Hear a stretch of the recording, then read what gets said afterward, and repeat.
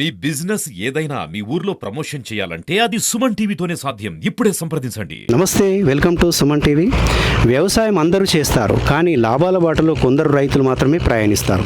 ప్రస్తుతం బైన్సా మండల్ మాటెగాం గ్రామం వద్ద ఉన్నాము. ఇక్కడ బెండ సాగు చేస్తున్నటువంటి రైతు దత్తాత్రి.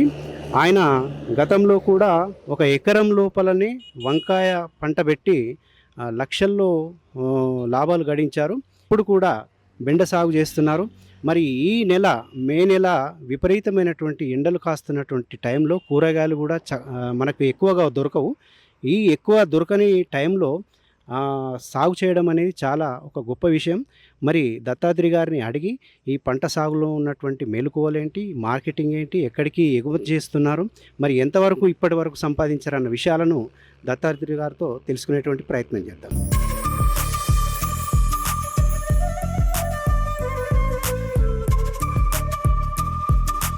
అన్న చెప్పండి, ఇప్పుడు మీరు గతంలో ఏ పంటలు, కూరగాయల పంటలు సాగు చేశారు?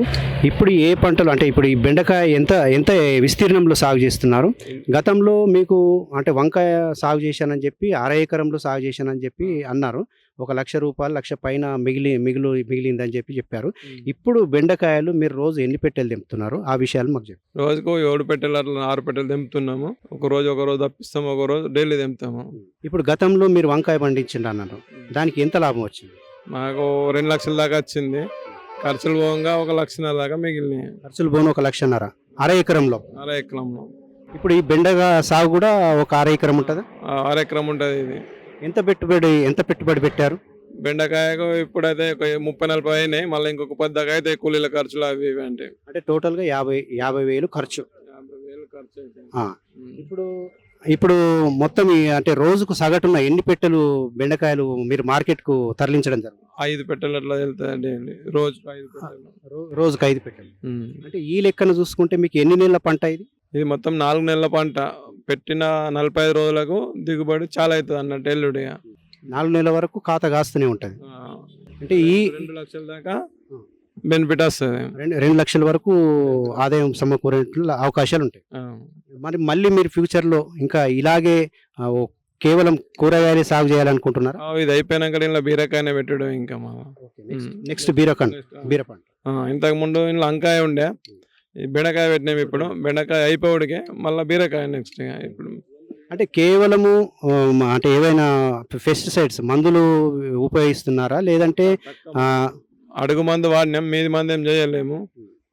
అంటే దాదాపు సేంద్రియ పద్ధతిలోనే మీరు సాగు చేస్తున్నారు? అవును. ఇక్కడ ఏ మార్కెట్లకు మీరు తరలిస్తారు? బైన్సా మార్కెట్, నిర్మల్ బైన్సా 2 మార్కెట్లకు తరలిస్తారు. మాలెక్కి వెళ్తే నిర్మల్ వెళ్తాం. బైన్సా చిన్న మార్కెట్ కదా, పెద్ద మార్కెట్ అంటే ఇక బైన్సా. ఇక్కడికి వచ్చి కూరగాయలు కొనుక్కోవడం జరుగుతుంది ఎవరైనా? వీడికి ఎవరు రాళ్ళు తీసుకు వెళ్ళడే మార్కెట్కు. ట్రాన్స్పోర్ట్ ఎట్లా చేస్తారు? ఆటో తీసుకొని వెళ్తాం మేము. మీ ఓన్ ఉందా, సొంతం? అయితే ఇప్పుడు మీకు కూరగాయలు సాగు చేయాలన్న ఆలోచన ఎట్లా వచ్చింది? అప్పటి నుంచి చేస్తాం, 5-6 సంవత్సరాల నుండి చేస్తూనే ఉంటాం.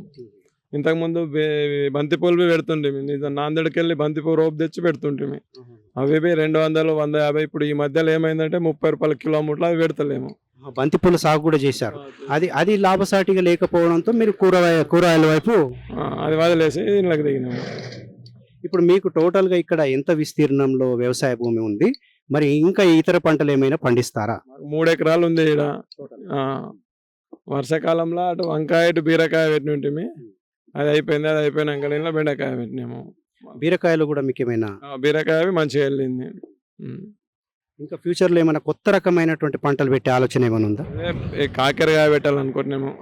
సో ఇది దత్తాత్రి గారు చెప్తున్నటువంటి మాట. తను లాభాల్లో పయనిస్తూ తోటి రైతులకు ఆదర్శంగా నిలుస్తూ ఈ పంటలన్నీ కూడా పూర్తిగా కొన్ని మందుల మినహా దాదాపు పూర్తిగా సేంద్రియ పద్ధతిలోనే పండించడానికి మొగ్గు చూపుతున్నారు. కెమెరామన్ బాలుతో శివ, సుమన్ టీవీ.